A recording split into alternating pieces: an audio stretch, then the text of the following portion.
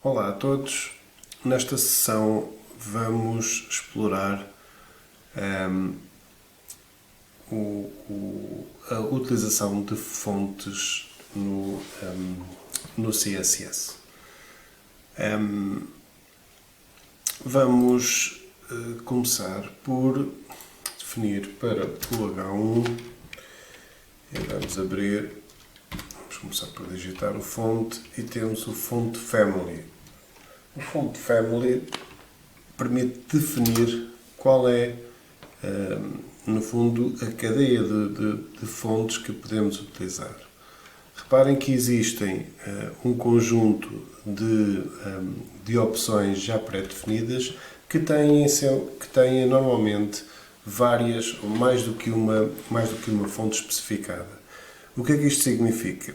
Isto tem a ver com aquilo que são consideradas as fontes comuns, que são aquelas que estão normalmente instaladas em todos os computadores, porque também há a possibilidade de utilizar as chamadas fontes externas, que há necessidade de as carregar através de recurso a outros fornecedores de fontes que não as existentes por defeito na grande maioria dos sistemas operativos. Como são o caso, por exemplo, das Google Fonts, que são por vezes muito utilizadas em determinados sites.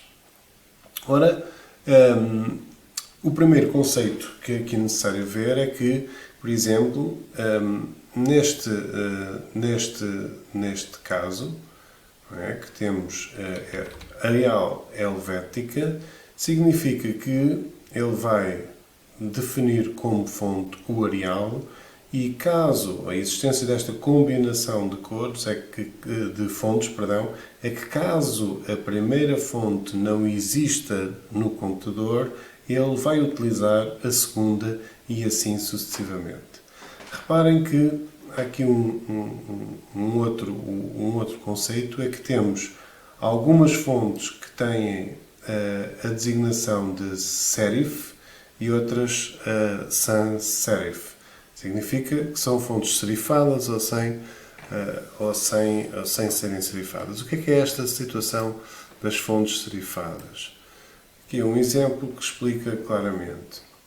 Ora, uma fonte serifada está aqui nas bolinhas amarelas que mostram exatamente o que são os serifes. São estas pontinhas nas letras que são normalmente mais utilizadas em documentos escritos, enquanto que as fontes sem serif são mais utilizadas nos documentos para serem visualizados no ecrã e, portanto, mais utilizadas nos websites. Ok? E, portanto, numa primeira parte, nós podemos definir para o font family e vamos utilizar, por exemplo, aqui um Verdana. Verdana, esta coleção, não é? Esta coleção de fontes Verdana, Genova, Tauoma, sans serif significa que ele vai aplicar esta sequência no caso de existência ou não dessas fontes no nosso equipamento, na nossa máquina. Vou passar isto aqui para o sítio certo. Muito bem. Ok? Então, se eu fizer a atualização, reparem que a fonte para o nosso título foi modificada para a fonte escolhida. Uma outra situação que pode ser trabalhada a nível do fonte é a dimensão. Eu posso, e reparem que aquilo que nós estamos a fazer é, para o meu seletor H1, eu estou a adicionar uma coleção de propriedades e a definir valores para essas diversas propriedades. Ok? Então, nós temos aqui também o font size. Okay? O font size permite-nos especificar qual é a dimensão da fonte. Nós temos várias hipóteses, algumas que são relativas, mas podemos inclusivamente utilizar o tamanho através dos pixels. Eu posso dizer, por exemplo, que esta fonte vai ter 25, o H1 os H1s que eu utilizar neste meu programa vão ter uma dimensão de 25 pixels. Ora, vamos visualizar. Ok, já está. Portanto, ficou mais pequeno. Significa que a fonte original do H1 é superior aos 25, mas nós podemos passar aqui para 60, por exemplo. Reparem que eu não estou a gravar só porque eu tenho ativadas as definições para fazer gravação automática assim que faço alguma alteração do código. Reparem, 60 e automaticamente esta informação, a fonte assumiu a dimensão que nós especificamos. Portanto, em termos das fontes, já vimos que podemos modificar o tipo de letra em si, portanto a fonte propriamente dita, e vimos agora o size. Existe também a possibilidade, e obviamente que nós só abrindo aqui a opção fonte, vemos que temos um conjunto significativo de opções que podemos utilizar e, portanto, é de salutar que investiguem estas possibilidades. Eu vou-vos falar só aqui mais esta fonte Height, porque tem aqui a possibilidade do bold, por exemplo, ou do lighter.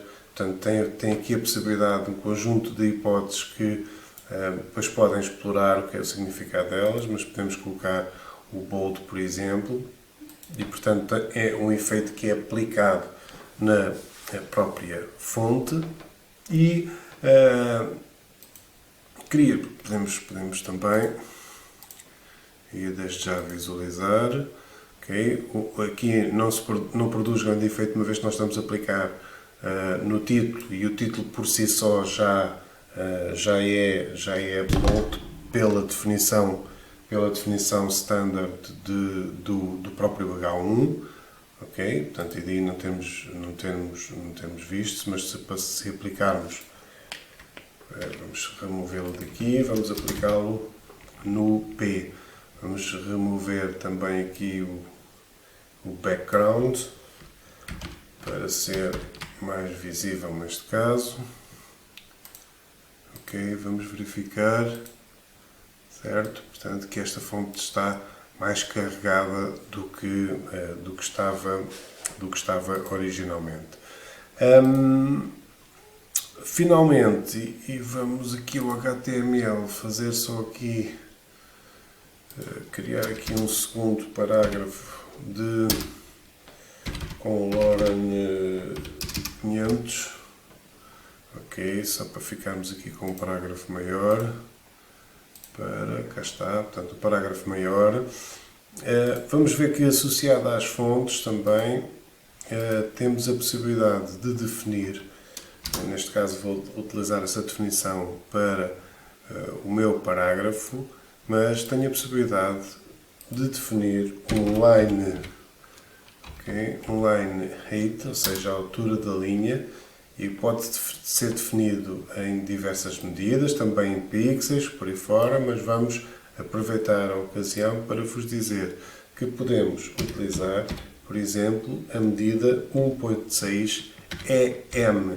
Este EM significa que nós estamos a referir àquilo que é a altura padrão da fonte, ou seja, significa que eu estou a dizer que vou deixar de intervalo entre cada linha do parágrafo a altura correspondente a 1,6 a altura da fonte que está a ser utilizada nesse mesmo parágrafo. Ok? Portanto, o significado desta medida é M. Ora, nós vamos visualizar, vamos atualizar e cá está, portanto, o espaço entre as diversas linhas do mesmo parágrafo está neste momento a 1,6 de altura. Portanto, line height. Portanto, também podemos utilizar esta funcionalidade para separar ou juntar mais a altura entre as diversas linhas. Existem depois aqui variedíssimas opções relativamente às fontes que eu sugiro que experimentem as diversas possibilidades, que investiguem, vejam o efeito e procurem chegar àquilo que são os vossos desejos em termos de formatação.